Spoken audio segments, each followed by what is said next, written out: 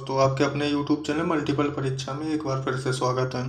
जैसा कि आप सभी को पता है कि डेली हम सुबह 8 बजे आपके लिए संपूर्ण हिंदी का प्रैक्टिस सेट जो कि 50 क्वेश्चनों का होता है तो वो करवाते हैं। एक दो दिन से थोड़ा प्रॉब्लम होने की वजह से क्लास ना हो पाई थी। अब आज से रेगुलर क्लास आपको सुबह 8 बजे मिला करेगी। तो देखते हैं आज के क्वेश्चन जो कि प्रीवियस ईयर से हमने लिए हैं और बहुत ही अच्छे शानदार क्वेश्चन हैं, ज़बरदस्त। तो देखते हैं हम अपना आज का पहला क्वेश्चन। और ये अगर क्लास पसंद आए तो ज़्यादा से ज़्यादा आप लोगों को शेयर करें, लाइक करें और कमेंट ज़रूर करें क्लास कैसी लगी है। तो देखते हैं हम अपना आज का पहला क्वेश्चन। वह अगले साल आएगा, इस वाक्य में कौन सा कारक है? वह अगले साल आएगा,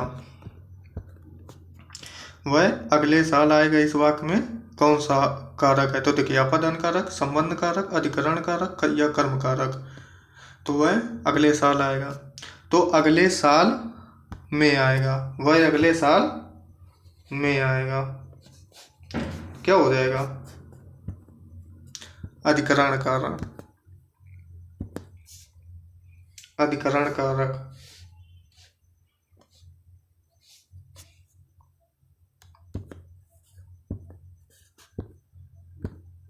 क्या हो जाएगा? अधिकरण कारक। Option number C. अगला क्वेश्चन नंबर 2। कला का अंतिम और सर्वोच्च ध्येय सौंदर्य है, वाक्य में कितने विशेषण हैं?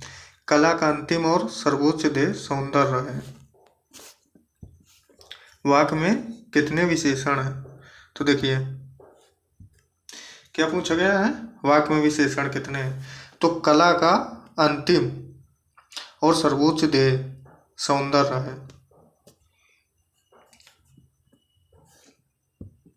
तो विशेषण पूछा गया है। तो देखिए, एक तो ये ध्येय विशेषण हो जाएगा, ठीक। कला का अंतिम, एक अंतिम हो जाएगा, और क्या कुछ कितने विशेषण है? क्या हो जाएगा? कला अंतिम, एक ये विशेषण, ध्येय विशेषण और सर्वोच्च विशेषण, तो कितने हो जाएंगे? Option number 3 D. अगला क्वेश्चन। निम्नलिखित में से कौन सा शब्द स्त्रीलिंग में प्रयुक्त होता है?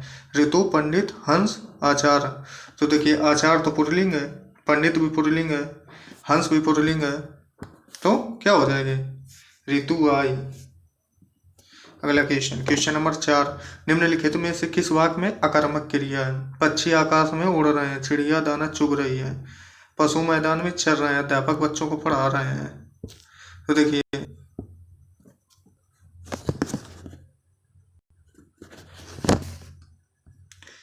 पक्षी आकाश में उड़ रहे हैं, चिड़िया दाना चुग रही है, पशु मैदान में चल रहे हैं, अध्यापक बच्चों को पढ़ा रहे हैं।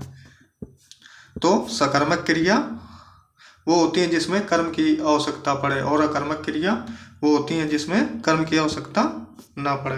तो देखिए, पक्षी आकाश में उड़ रहे हैं, मतलब पक्षी आकाश में उड़ रहे हैं, इसमें क्या है? इसमें अकर्मक क्रिया है। चिड़िया दाना चुग रही है, चिड़िया क्या चुग रही है? दाना। पशु मैदान में चर रहे हैं, तो कुछ ना कुछ चरते हैं, जैसे घास, इसलिए इसमें भी सकर्मक क्रिया है। अध्यापक बच्चों को पढ़ा रहे हैं, तो मतलब बच्चों को कुछ न कुछ पढ़ा रहे होंगे अध्यापक, हिस्ट्री, पॉलिटी, एनीथिंग सब्जेक्ट। अगला क्वेश्चन नंबर 5। निम्नलिखित में किस वाक्य में पूर्वकालिक क्रिया है? ठोकर लगते ही लड़का गिर पड़ा, वह चाय पीकर घूमने जाता है, विद्यार्थी आए तो कक्षा लगे, निरपराध को डांटते शर्म नहीं आती। तो सभी लोग आंसर दीजिए क्वेश्चन नंबर 5। तो देखिए, क्वेश्चन नंबर 5 में क्या हो जाएगा? क्वेश्चन नंबर 5 में हो जाएगा, सर दीजिए सभी लोग भाई, वह चाय पीकर घूमने जाता है, ऑप्शन नंबर बी। अगला क्वेश्चन। निम्नलिखित में से किस वाक्य में भाववाच्य है? तो देखिए, वाच्य 3 प्रकार के होते हैं। वाच्य कितने प्रकार के होते हैं? 3 प्रकार के। कृतवाच्य, भाववाच्य और कर्मवाच्य। तो क्या पूछा गया है? भाववाच्य है। गर्मियों में रोज नहाया जाता है। मैं अब और नहीं लिख सकता। विद्यार्थी देर तक पढ़ते हैं। नानी द्वारा कहानी सुनाई गई। तो देखिए सब दीजिए भाई सभी लोग। गर्मियों में रोज नहाया जाता है, तो कैसी है ये? भाववाच्य, ऑप्शन नंबर ए। अगला क्वेश्चन, क्वेश्चन नंबर 7। क्षुद्धित विशेषण बना है व्यक्तिवाचक संज्ञा से, जातिवाचक संज्ञा से, भाववाचक संज्ञा से या द्रव्यवाचक संज्ञा से? क्षुद्धित बना है, तो किससे बना है? क्षुद्धित जो शब्द है वो किससे बना है? क्षुद्धित बना है भाववाच्य से, संज्ञा से। अगला क्वेश्चन, क्वेश्चन नंबर 8। हार्दिक विशेषण की संज्ञा होगी। हार्दिक विशेषण की संज्ञा होगी। आंसर दीजिए भाई सभी लोग। हार्दिक विशेषण की संज्ञा होगी तो क्या होगी संज्ञा? Option number A. अगला क्वेश्चन, क्वेश्चन नंबर 9। वह व्यंजन है ऊष्म, अंतस्थ, महाप्राण, अघोष। तो देखिए या रा, ला, वा क्या होते हैं? ये अंतस्थ होते हैं, तो ऑप्शन नंबर बी हो जाएगा 9 का। अगला क्वेश्चन, क्वेश्चन नंबर 10। निम्नलिखित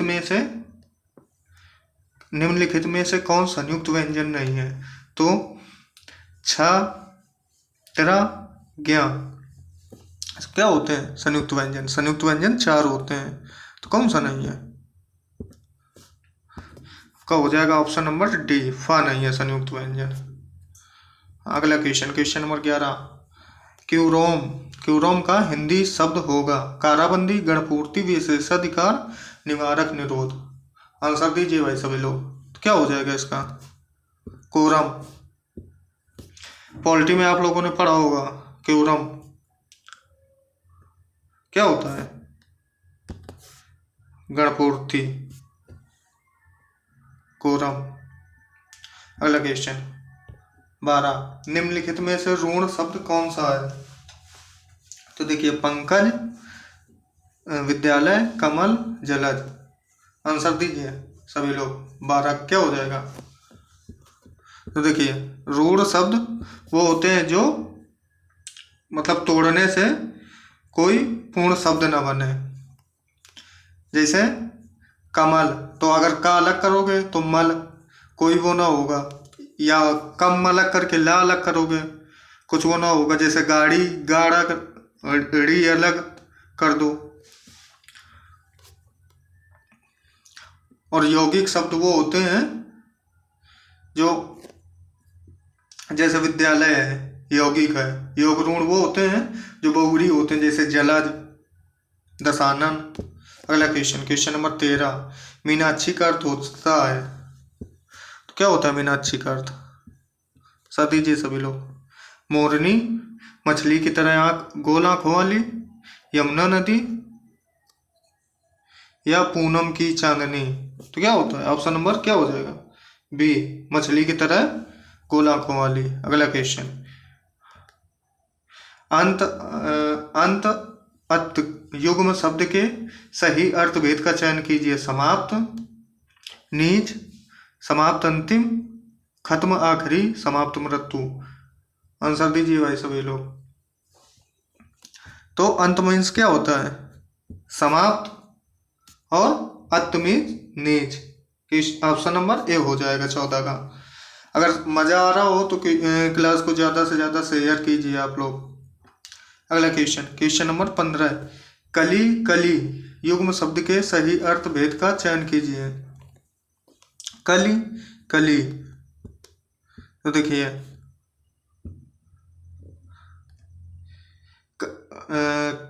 कल और कली, कली और कली क्या हो जाएगा इसका आंसर? कली मीन्स कलयुग और कली मीन्स अधखिला फूल। कहते नहीं भाई अभी कली है, अधखिला फूल। अगला क्वेश्चन, वह मार्ग जो चलने में कठिनाई पैदा करता हो, क्या हो जाएगा? अचिंत, दुर्गम, दुर्लभ, अतिशयोक्ति। 16 नंबर। तो वह मार्ग जो कठिनाई पैदा करता हो वो होता है दुर्गम, ऑप्शन नंबर बी। अगला क्वेश्चन, उपसर्ग से बने हुए शब्द किस समूह में हैं? तो उपवन, उपकार, उपलक्ष्य, उपायन, उपमान, उपदार या उपाय, उपनीत, उपर्युक्त। तो देखिए आंसर दीजिए भाई, इसमें ध्यान से देखना पड़ेगा आप लोगों को। तो क्या हो जाएगा उप से? देखिए उपमान हो जाएगा, सॉरी उप, इसमें भी उप, इसमें भी उप, तो क्या हो जाएगा ऑप्शन नंबर ए उप। 17 का ये हो जाएगा। अगला क्वेश्चन, निम्नलिखित कृतवाचक प्रत्यय वाला शब्द है, कृतवाचक प्रत्यय वाला शब्द है। तो धनवारिया, बुड़की, घबराहट, डॉक्टरी। आंसर दीजिए 18।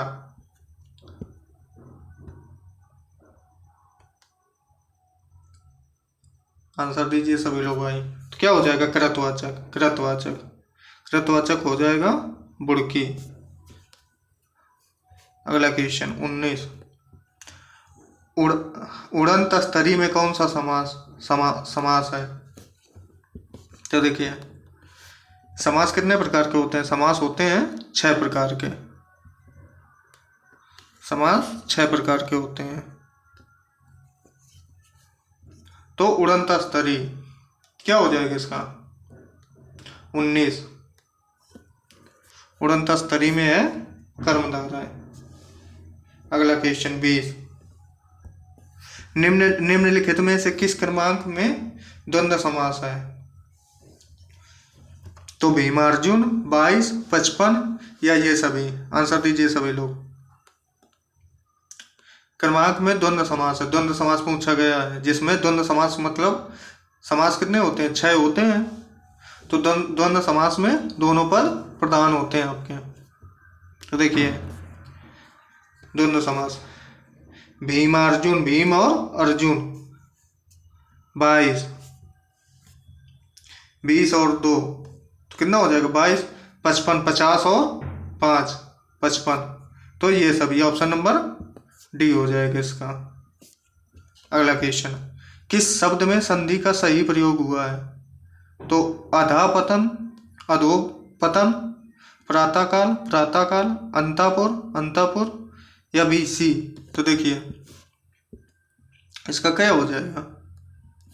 इसका ये बी भी है, सी भी है, अंतापुर भी सही लिखा है और प्रातःकाल भी विसर्ग लगती है। क्या हो जाएगा ऑप्शन नंबर डी। और संधि कितने प्रकार की होती हैं? संधि 3 प्रकार की होती हैं। कौन कौन सी? स्वर संधि, व्यंजन संधि और विसर्ग संधि। अगला क्वेश्चन, क्वेश्चन नंबर 22, निम्नलिखित में से संधि का गलत प्रयोग हुआ है? पुरस्कृत, पुरस्कृत, गणनापद, गणस्पद, श्रेयकर, श्रेष्ठकर, वनपति, वनस्पति। क्या हो जाएगा इसका? इसका हो जाएगा गलत किस में है?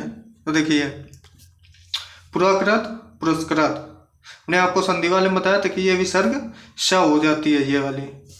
और गणनापद, गणनास्पद, इसमें भी स हो जाएगी। श्रेयकर तो श्रेष्ठकर, तो वनापति, इसमें वही सही रहेगी वनापति। तो क्या हो जाएगा ऑप्शन नंबर डी। साधुवत चरण का संधि विच्छेद किस क्रम में है?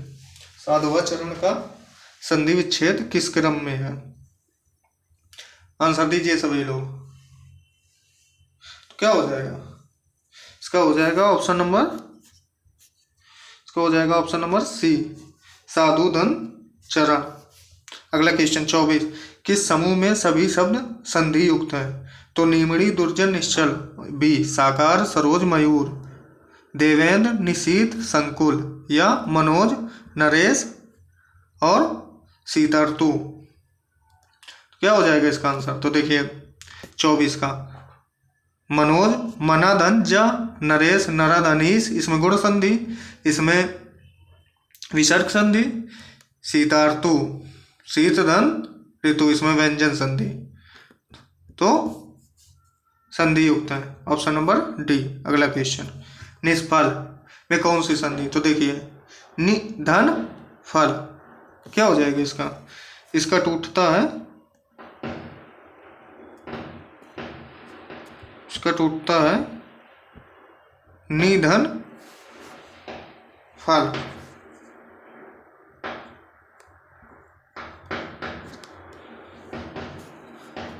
तो क्या हो जाएगा इसका? इसका हो जाएगा विसर्ग संधि। अगला क्वेश्चन, क्वेश्चन नंबर 26, अनुरक्त शब्द का विलोम है। अनुरक्त का विलोम है तो अनुरक्ति का होता है विरक्ति। Option number D, sorry option number क्या हो जाएगा? बी। अगला क्वेश्चन 27, प्रच्छन्न शब्द का विलोम है। प्रच्छन्न का विलोम क्या हो जाएगा? प्रच्छन्न का, प्रच्छन्न का होता है प्रतिपन्न। Option number B. अगला क्वेश्चन 28, निम्नलिखित में से कौन सा शब्द प्रभावी का विलोम नहीं है? तो प्रभावी का होता है, प्रभावी का होता है अप्रभावी। Option number A.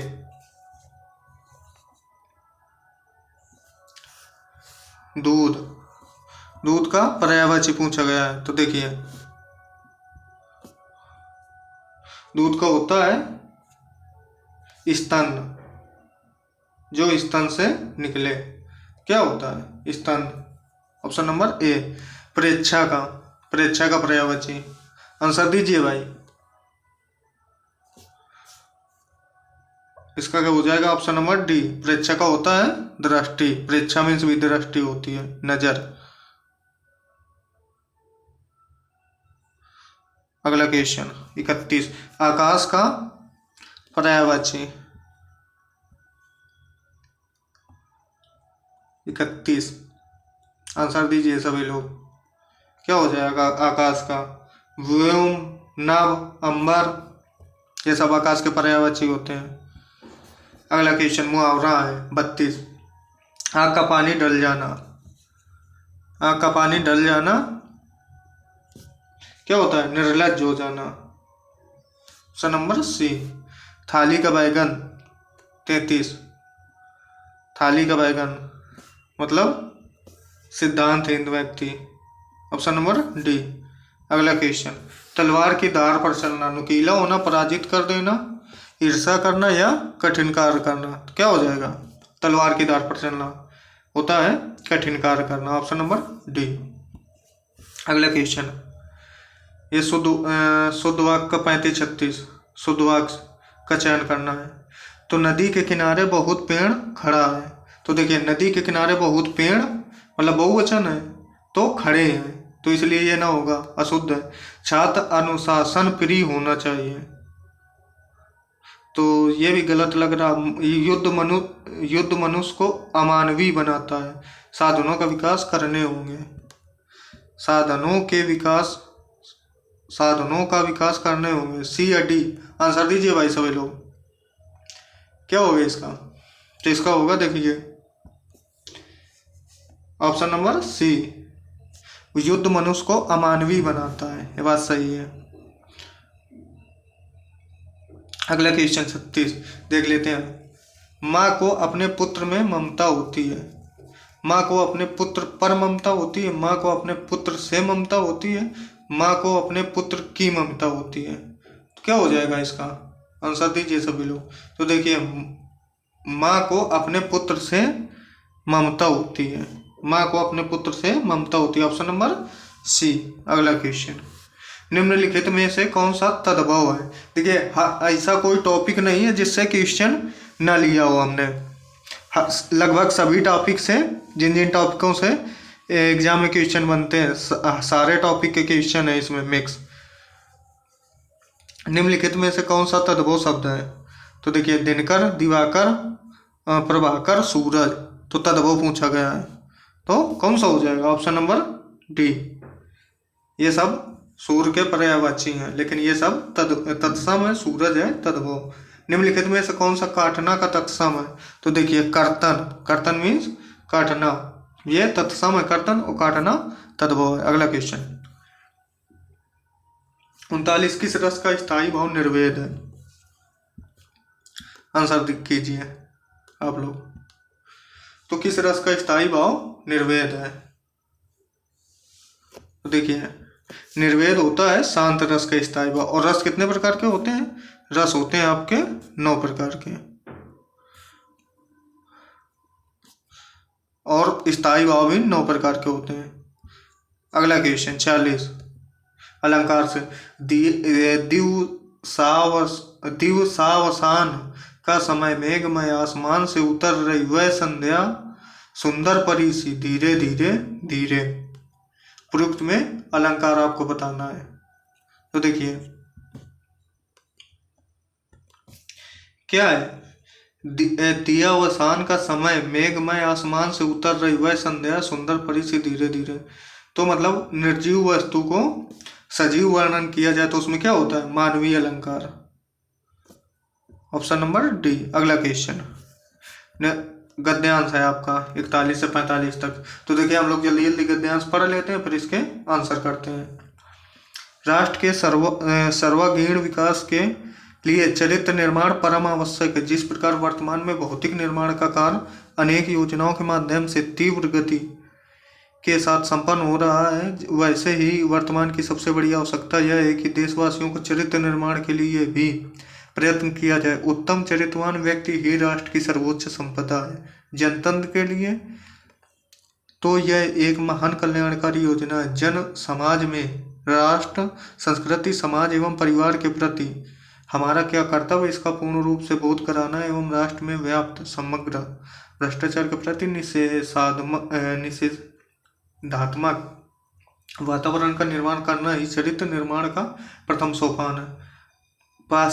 पाश्चात्य शिक्षा और संस्कृति के प्रभाव से आज हमारे मस्तिष्क में भारतीयता के प्रति हीन भावना उत्पन्न हो गई। चरित्र निर्माण जो कि बाल्यावस्था से ही ऋषिकुल, गुरुकुल, आचार कुल की शिक्षा के द्वारा प्राचीन समय से प्राप्त किया जाता है, आज की लार्ड मैकाले शिक्षा पद्धति से संचालित स्कूलों एवं कॉलेजों के लिए एक हास्यास्पद विषय बन गया है।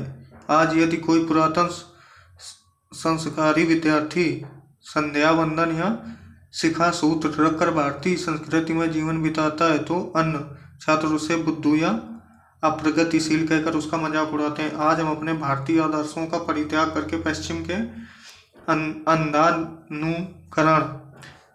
अंधानुकरण को ही प्रगति मान बैठे हैं। इसका घातक परिणाम चरित्र दोष के रूप में आज देश में सर्वत्र दृष्टिगोचर हो रहा। तो देखिए, उन्नत राष्ट्र के लिए विकास का प्रथम सोपान है।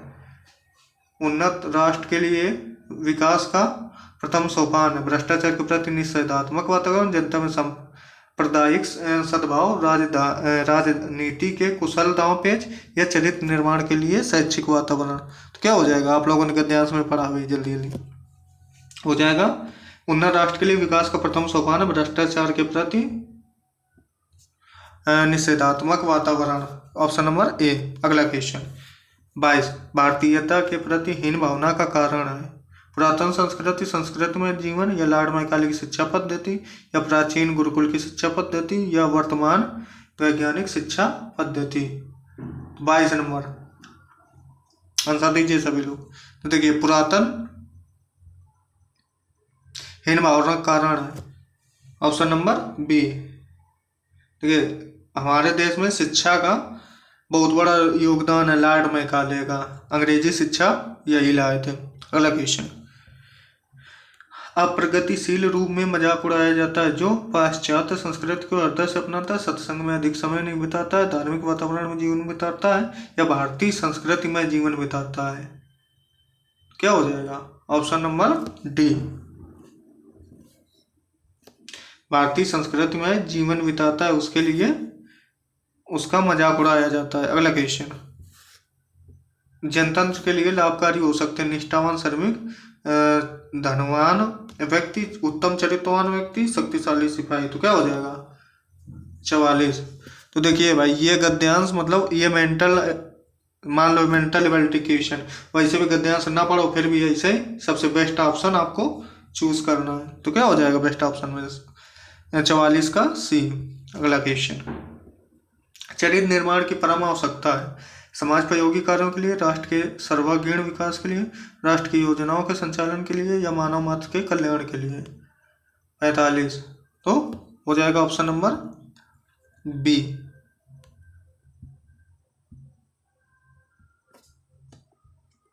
अगला क्वेश्चन, निम्नलिखित निबंधों को निबंधकार के साथ मिलाइए। पगडंडियों का जमाना, रसात्मक बोध के विविध रूप, मेरे राम का मुकुट भीग रहा या विवाह योग। तो देखिए मिलाइए भाई। देखिए 46, पगडंडियों का जमाना भीग रहा, ये किसका है? ये है आपका पगडंडियों का जमाना भीग रहा, कुबेरनाथ जी का। और रसात्मक बोध के विविध रूप, ये है आचार्य रामचंद्र शुक्ल जी का। 3, मेरे राम का मुकुट भीग रहा, तो ये 3 इन्हीं का है, विद्या निवास मिश्र का।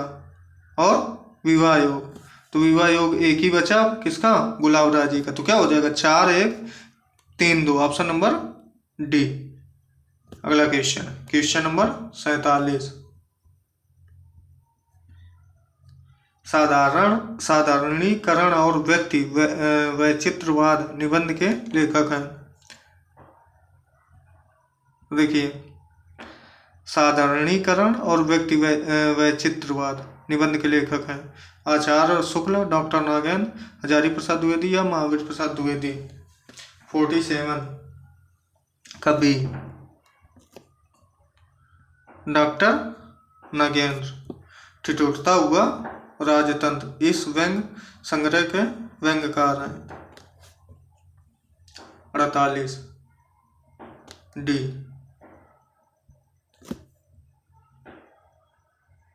हरिशंकर परसाई। अगला क्वेश्चन, आचार्य शुक्ल के अनुसार छायावाद के प्रथम व प्रतिनिधि कवि हैं। 49 क्या हो जाएगा? आंसर दीजिए सभी लोग। आचार्य शुक्ल के अनुसार छायावाद के प्रथम कवि, तो 49 क्या हो जाएगा? आचार्य शुक्ल के अनुसार option number D, Sumitranandan Pant ji. अगला क्वेश्चन, आज का अंतिम क्वेश्चन हमारे प्रैक्टिस सेट का अंतिम, हिंदी की आदि जननी क्या है? हिंदी की आदि जननी क्या है? क्या है भाई हिंदी की आदि जननी? किसी भी भाषा की आदि जननी क्या है? संस्कृत। तो ऑप्शन नंबर बी। तो कैसी लगी ये क्लास आप लोग कमेंट में ज़रूर बताइएगा, और अगर क्लास पसंद आई हो तो कमेंट करिएगा। अगर किसी भी क्वेश्चन में आप लोगों को कोई डाउट हो तो बताना, हम आपको अगले क्वेश्चन में या वहीं कमेंट सेक्शन में हम आपको बताने की पूरी कोशिश करेंगे। और क्लास अगर अच्छी लगे ज़्यादा से ज़्यादा शेयर करिए। इसके साथ जय हिंद, पढ़ते रहिए आप लोग अपने सपनों को साकार करने के लिए। जय हिंद, जय भारत, धन्यवाद।